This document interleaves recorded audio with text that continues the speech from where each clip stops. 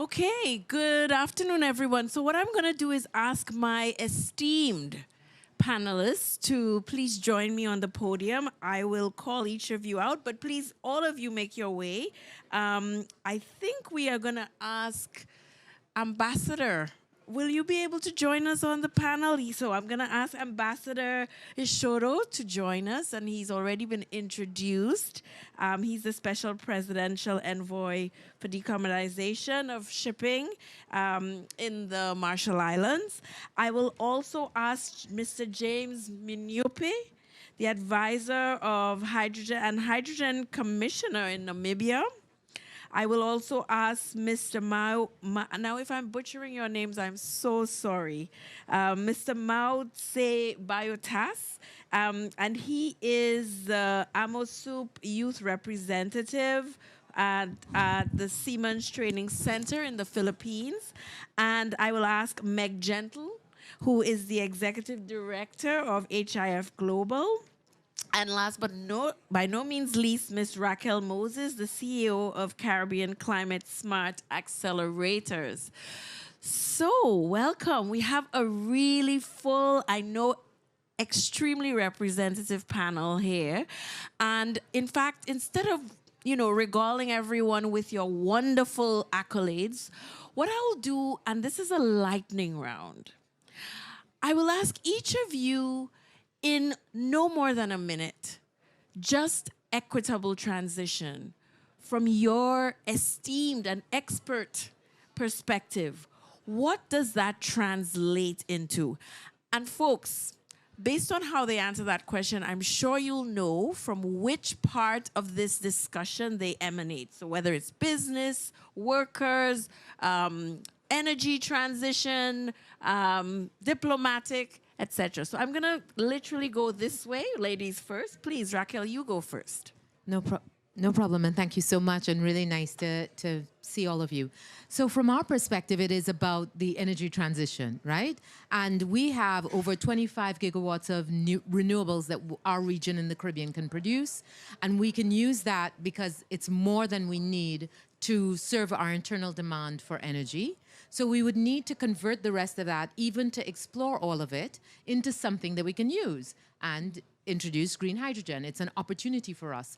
But even the way that that new market is being rolled out, it is not being rolled out in a just and equitable fashion. They created the the clean energy marine hubs.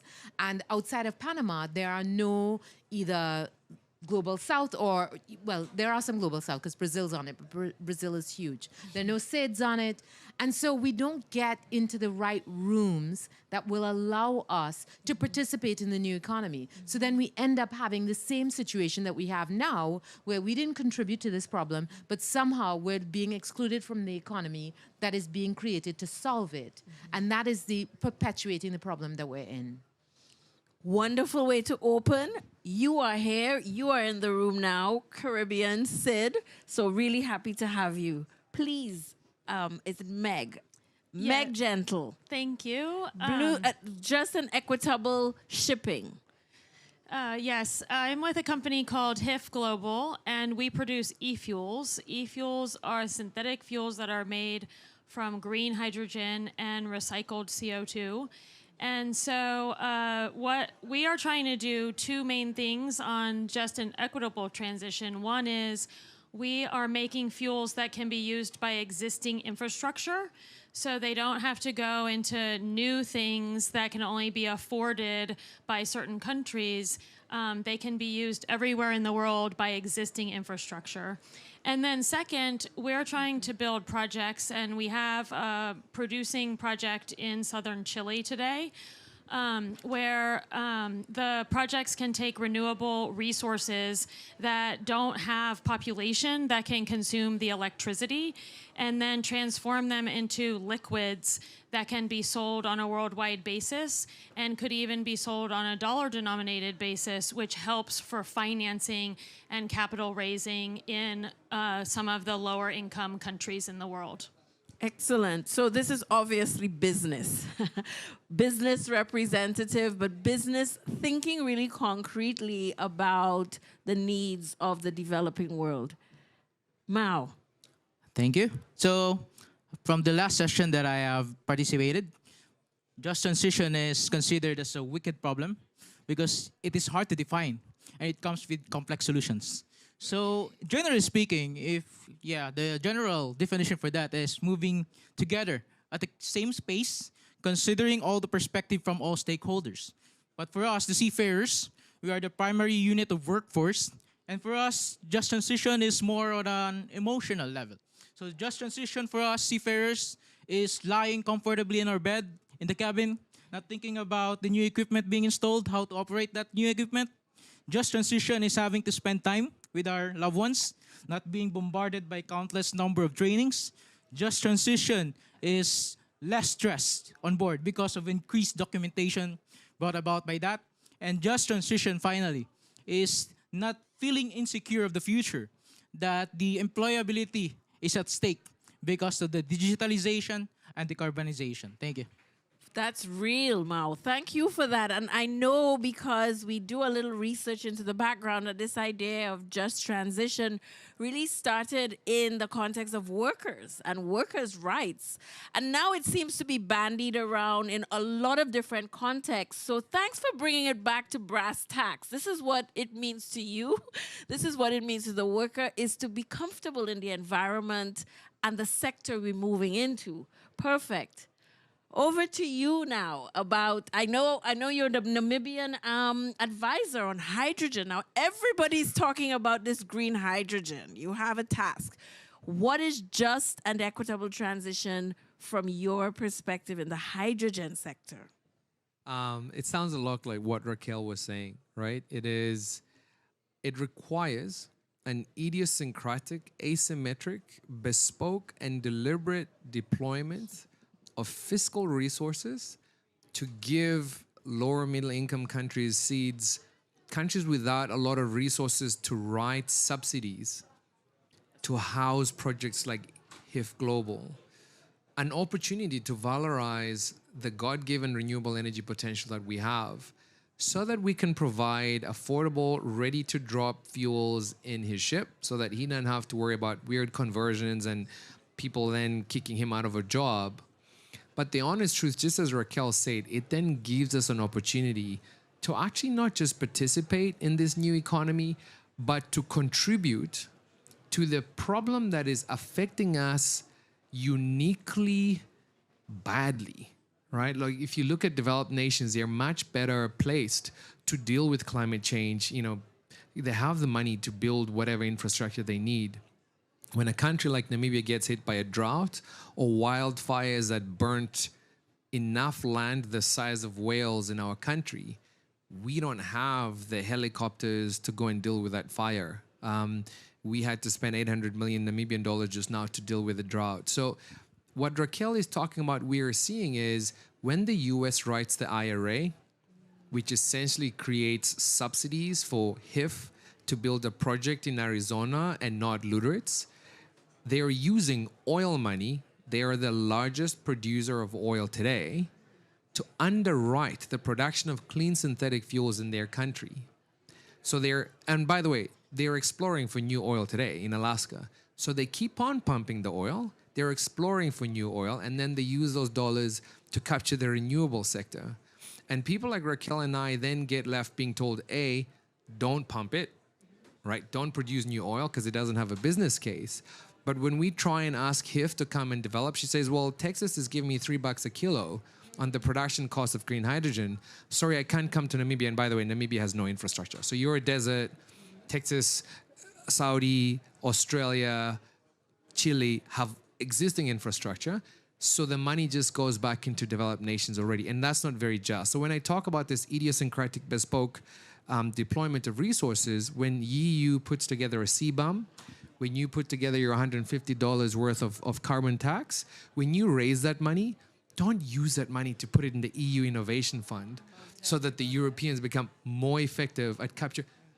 Redistribute that to people like Raquel and myself and give us an opportunity to build infrastructure that we don't have. If you do not do that, you will create a dystopian Earth where A, you're not going to decarbonize Africa. Guess what? We're polluting and we're growing anyway, right? Yeah. So the world is going to burn. And then B, you're going to create a lot of inequity, anger, conflict, and we all don't want to live in that sort of planet. So that's what it means. Thanks. Well, this is thank you, James. This was supposed to be the lightning round. I feel as if you've given us the answers. I will allow you to respond maybe when I ask the bespoke question. But if it's gonna be 20-second, yes, you can say something that's targeted. We'll talk more during the bespoke question, but where we are in Chile, there's absolutely no infrastructure. And that is where we started. And we also have projects in Uruguay and Australia. And today I was meeting with one of your teams in Namibia, looking at the algae CO2 to e-fuels project. So we're very excited to look in all the places. Excellent. And I'm from the Caribbean. Raquel is from the Caribbean. Namibia still seems really big to us, right? I mean, we're talking about, in the case of St. Lucia, 170,000 people. So I guess the question and the problem is so local, and it's so, what's the word? It's so relative. Right? But we'll get into a little bit of that because I want to hear from each of you about what you're bringing and your company or your organization is bringing. Ambassador, we heard your view on the just transition, so I'm going to actually use the opportunity to pivot to the more specific question. And Curleen gave me some great ideas, but I'm actually going to twist it a little bit about the question I want to ask you. So I know the Marshall Islands have really been leading the charge at the IMO. And I know some of the other SIDS may not be as represented in these negotiations and in these discussions. So the question I have for you is, can you touch on what very concrete ways that the Marshall Islands is driving the agenda at the IMO, and how can we get more SIDS and more LDCs to join you in your task? Thank you. A very, very good question. Let me try and address the first part first. The Marshall Islands we have a unique position in IMO. We're not only a member, but we're the third largest registry in the world, behind Panama and Liberia. So that gives us a unique voice. We could have said, well, we don't want to talk about this because we want revenue, but we wanted to talk about it because we felt that it needed the attention required to transition that specific sector. The Marshall Islands has been leading this with other Pacific countries. And most recently, I'm very proud to add that His Excellency Ambassador Fuller has been one of our key partners from the Caribbeans. And hopefully, as we continue these negotiations, more will join us. The issue within IMO is because it's such a technical organization. I mean, when you go to IMO versus when you come here, to me, this is such a huge, overwhelming circus. Pun intended. In IMO, it's more precision because it's so technical. A lot of the conversation, a lot of the discussions are really on a practical level. Marshall Islands has also been creating opportunities where we're looking at new technologies in terms of vessels. Because vessels is very important. It's how we connect our remotest communities. But it costs us hundreds of thousands of dollars to send one vessel around the islands. So how do we reduce that? So currently we just launched a vessel in South Korea where I'm based, which is going to help reduce our dependency on fossil fuel by 80% because it's both using wind and solar powers.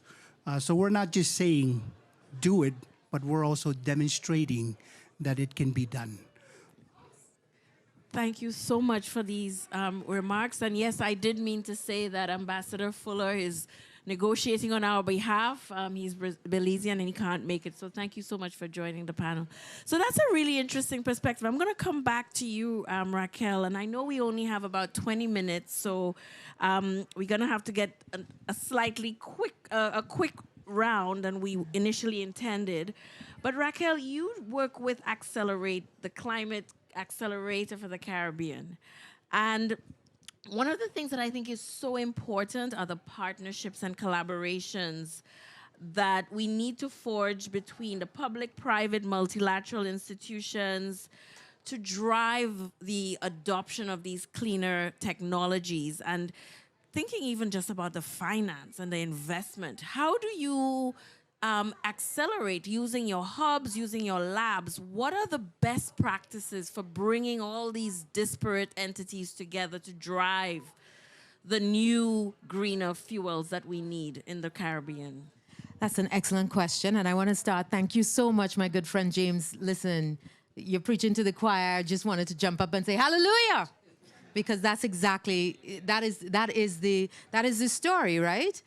You know, we are working really hard on bringing the region together, on collaborating between public and private sector. The vision that we have for our region is to connect the entire region via undersea cable for the production and export of green hydrogen. But your point is valid, and I'll tell you a story, a quick story about the IRA. We have a vision of manufacturing solar panels. The Inflation Reduction Act in the U.S., which is, you know, providing subsidies to U.S. companies for the development of their renewable energy resources. So we had this vision for our region to manufacture solar panels. And what we thought we would start with is assembling these panels. So we found a private sector company that wanted to invest, the government prepared the project, and we were ready to go. And what we needed was a developer with experience in manufacturing solar to come to the table. We found one, we were in negotiation, and then the IRA hit. And they were like, oh, we would love to come do this in your country, but you're going to have to wait till 2027 because the demand in the US is so huge. And I appreciate that the IRA was done for all of the right reasons, but it's a vacuum that's sucking out the potential of our ability to develop. And I'll tell you one more. While I don't even think that we need the subsidies, what we need are the offtake agreements, because the offtake agreements will allow us to use our own liquidity, our own banks to fund the agreements, but we are not getting the offtake agreements. And even the consortiums to come up with the offtake agreements are being organized outside of our reach. And so we are being continuously pushed out of the middle and not able to access this market. And I love what you're doing, but even still, in the development of those projects, what is likely to happen is that the profit from those projects are extracted. And what we have to do in this just and equitable transition is look at the models that we have used that have got us to where we are and find a new model, because we will continue to repeat the sins that have gotten us in this situation. Preach, sister, right? Absolutely. So, Meg, I had a question for you that was prepared to kind of come up with innovative strategies or tell us about your innovative business practice. I feel like in the first round you explained what these are. Respond to Raquel. No, Tell us how we redo business. Tell us how your business can be redone so that it's, you know, you meet your end of year targets, but you're also doing the right thing by developing countries as well. I think it's perfect that Raquel was addressing offtake agreements, because we have the same challenge. We have to have long-term offtake agreements, 15 to 20 years, that will support the financing. And that's true wherever the project is. And for fuel markets, that is not a time period that people are accustomed to contracting for their fuel. People buy shipping fuel either on a cargo by cargo basis, or maybe on a month basis, or maybe on a year basis, not a 20-year basis. So we've been working on some mechanisms to try to overcome this. And we can use the example of the aviation market, where regulation is coming through requiring these decarbonized fuels, and this sends a clear, stable, demand message that then enables companies to contract on this long-term basis. And so one of the main things we're doing here at COP this year is trying to work on the shipping side with how can we use the example of aviation to create some of these clear demand signals so that we can have the long-term contracts. And maybe one more story I'll tell. This is another example. So one thing that we're doing on our next expansion in Chile is that a portion of it will be exported and a portion of it will be used in Chile. And that's for the, that won't be shipping fuel, it will be gasoline. But the fuel distributor there and NAP will purchase some of the gasoline and distribute the cost of the green fuel over all of the gasoline that they distribute in Chile. So it's only, a 1 or 2 cent increase in the cost of the gasoline, for everyone. And then the actual greenness, stays there in the region where the project is, and it's benefited from the other half, which it can go for the export market that supports that long-term financing. So that's another example of how we can keep these green fuels in the country where they're produced, and still put together the financial underpinning that has to be there for a $7 billion project to go forward. Thank you so much, Megan. And as you're saying that, what occurs to me is how important it is for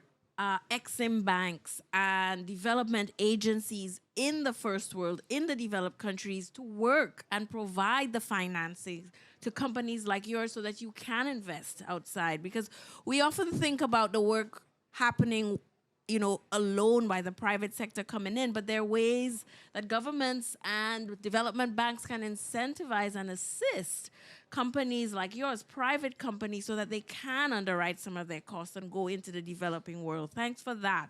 I'm putting you on notice, James, that we're talking a lot about the technology here, about, oh no, you're gonna come after Mao, but I'm putting you on notice and I'm gonna ask you a little bit just to deconstruct for us what we mean by hydrogen, green hydrogen, and all of these things. Like, what is in the engineering and in the science behind it? But before we go to you, Mao, so you are dreaming about this world where you don't have to worry about the future of seafarers and the people you represent. But I wonder, in today's world, what are the sorts of training, what are the sorts of activities and formative opportunities that your sector is actually preparing the workforce for, that you think is going to be absolutely key for taking advantage of and thriving in the green energy shipping sector?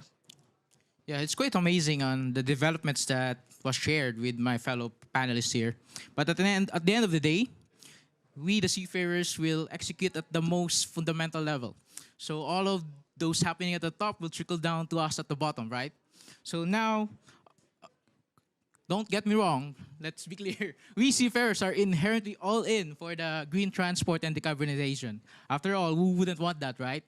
So what we're requesting or asking is just to enforce us or to give us the tools to properly and effectively execute those movements towards green transportation. So for our younger generations, especially us, seafarers, so it was a story. So one of the senior officer give a command to a junior officer, which is a friend of mine, to just dispose waste to the sea. And to show you a story of how we young generations are very much involved now in protecting the environment, my friend actually debated with a senior officer, no, that's not right. And that resulted to my friend being deported back to the Philippines. Yeah, that's a true story. So, wow. And in lieu of that, so there are different challenges that we are facing before I go into the interventions. First and foremost is that it introduced increased workload for us seafarers. So all the new regulations that comes with new documentations. And with new documentations and regulations, there comes new trainings. And with new trainings means less family time. So we seafarers in our life cycle, we have 12 months in a year, right? In that 1 year, we spend in average 9 months on board sea, 3 months with our family. With the increased regulation and increased training, out of the 3 months, we only spent time with our family for about 2 weeks, 3 weeks, and going on board for another 9 months. So we were joking like, most of our life, three-fourths of our life is usually spent on board ships. So, and all of that, it contributes to the increased risk of accidents and pollution because there is a inadequate capacity building initiatives. So to solve all of that is that you have to go to the root cause, which is the obsolete education framework. So the STCW right now is like focused on the psychomotor skills. Based on the studies and all the sessions that we have, the psychomotor skills in the 21st century and going into the 2050 will be obsolete, and we should focus on the critical thinking skills and soft skills. So we have to have a major overhaul of the education because supplementing training is not inadequate with this fast-paced decarbonization and digitalization. And most of all, this is my tagline here, this is just transition with a heart. So we have to increase capacity building, right? More trainings.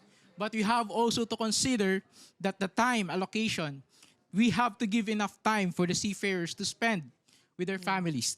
So it's okay for us to train, it's no problem for us as long as we are also given adequate time for us to spend with our loved ones. So that's it.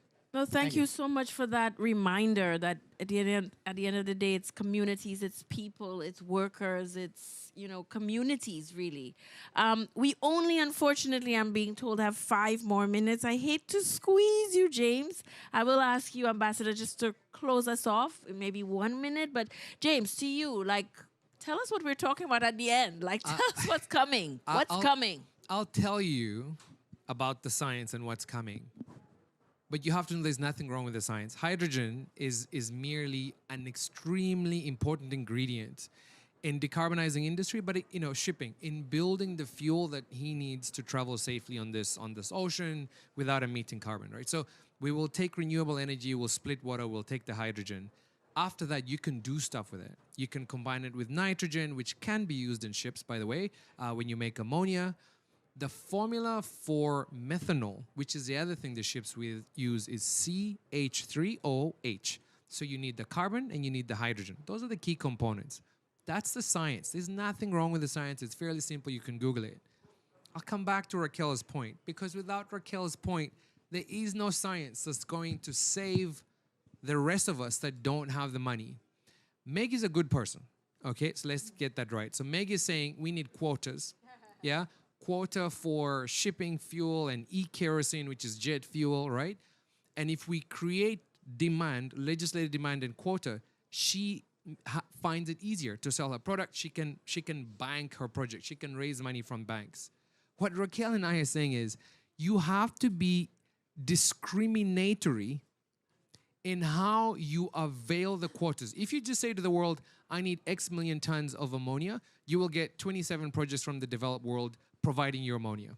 And you will not solve this problem of inequity, right? I just came from talking to Siemens. Siemens Energy is a fantastic OEM. They're saying to me, I'm going to build my 5th project in France, yeah, to produce the same hydrogen that the EU needs. They would super struggle to build their first project in Namibia. The US and the EU, by the way, I'm working very close with them, so I'm not bashing them. I'm just trying to say to them, It's we okay. need to think, right? So tell us like it is. So they're putting together H2 Global, right? Which is a competitive double-sided auction that creates demand.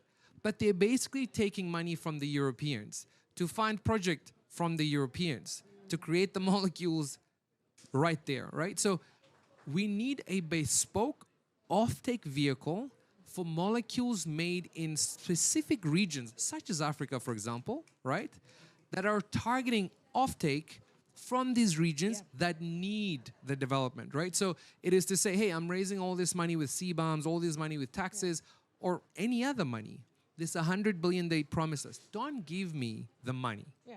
Give me this offtake. Yes. Say that I will set aside a 2010 $8 billion program that will offtake the molecules from SIDS, from Namibia, because I can tell you exactly what Raquel said. is happening in Namibia. The guys wanted to come and build an electrolyzer manufacturing facility, and they all went to Arizona, they all went to Spain, they all went to Italy, right? So that is at the core of a just energy transition. Absolutely. No, absolutely. I couldn't have said it. I feel like we need to have a discussion when this ends. Ambassador, we literally have 4 minutes. Carolina is saying, is there one question from the floor or comment? I'll ask Ambassador to close it off, and then we'll continue talking after, unless there's a 10-second soundbite any of my panelists would like to make. But first of all, any questions or comments from the floor? Feel that such a rich discussion, you may want to join in. No? No? Trevor, please. I had a question.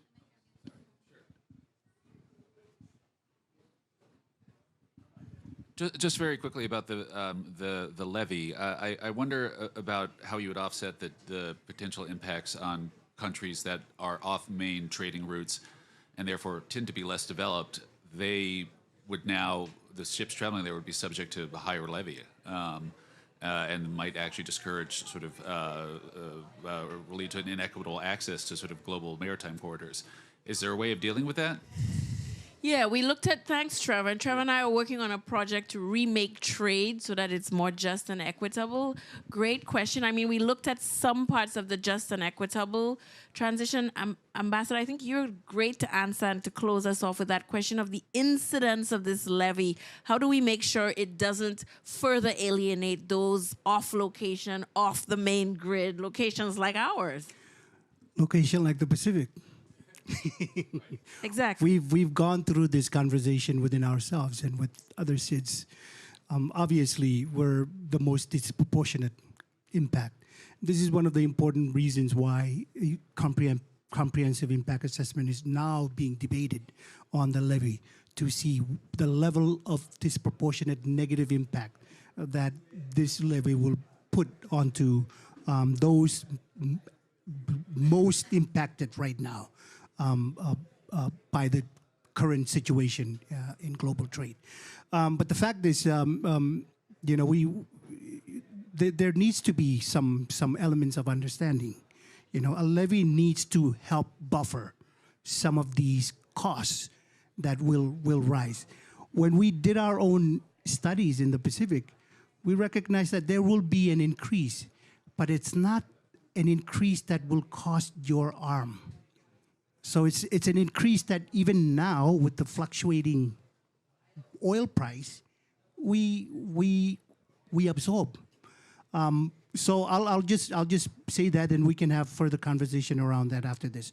But just to close off, this is why we are fighting so hard for a levy, because two parts of that levy that I discussed quite generally there.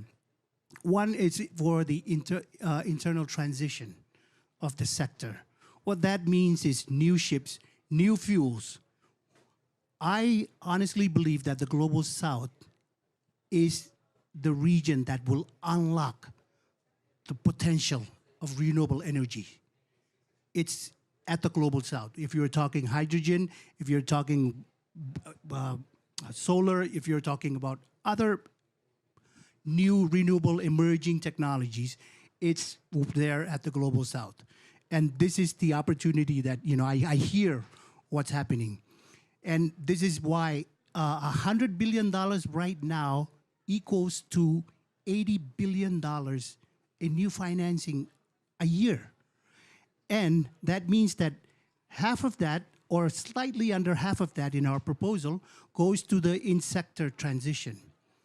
But the other 51% comes to the vulnerable countries so that they can continue to build resilience or build the necessary industries that can put them on an even playing field with the others that have the financing and the capital. So that is an important point. Thank you so much, Ambassador, for bringing it back and closing us off. We either need to redistribute the resources at the end through the levy, or to create the opportunities in situ, in the countries at the start of the process. And I think we got these wonderful, wonderful perspectives from this panel, from business to people on the ground, to workers, to small economies, to larger economies, to investors, to commissioners. I think please join me in thanking this esteemed panel for the wonderful perspective. Thank you all. Please, please let us continue the conversation. And let me thank the host. I'm going to turn over to Colleen. Thanks the hosts for putting on such a wonderful panel. Thank you all. Thank you all. Just to say thank you all for coming. And our panelists are here if you have further questions. So please.